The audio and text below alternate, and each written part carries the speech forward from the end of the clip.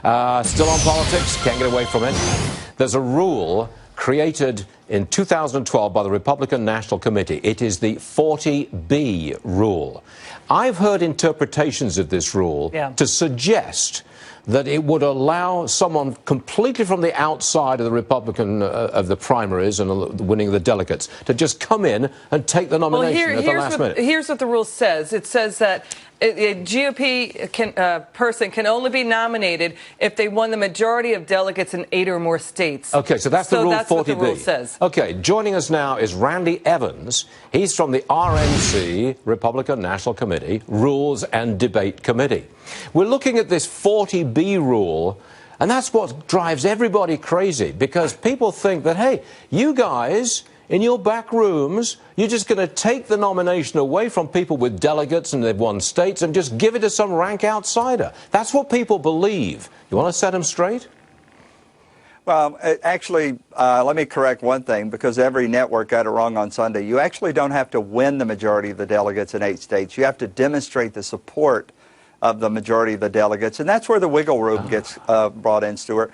It means that literally anybody, whether you ran or didn't, if you can get the majority of 8 states to demonstrate their support by an affidavit or by an oath, then you can have your name put in nomination. Now, more likely than not, that's not going to happen, because most of the states, the delegates are bound. They're bound on the first ballot. The real question will be, what happens if nobody wins on the first ballot? Can then somebody with these unbound delegates get 8 states to put their name in nomination? Yeah, you understand why people are getting a little worried about that. Oh, absolutely. You can understand and because you put the cat amongst the pigeons with 40B, have you not? Well, what you've really done is you've kind of opened up the door. That's why I saw last night that the RNC posted a video, and they said there are really 2 options.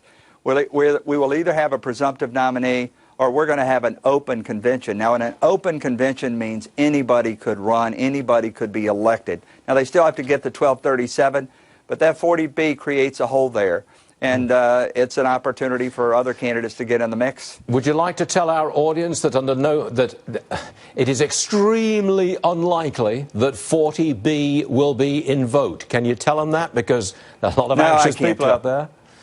I can't tell you, because I think there are already rules proposals or rules amendments to change the number from 8 to 5 to 3 to 0. Yeah.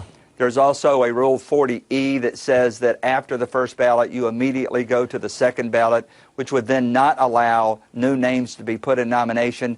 There are many parliamentarians who construe that to say, no, no, no, no. At that point, we can put new names in, because none of the original names got the number of delegates. Literally, we have no real good idea of what to expect when we get to Cleveland in July. Sir, you are in one of the hottest of seats that I've ever seen in my life.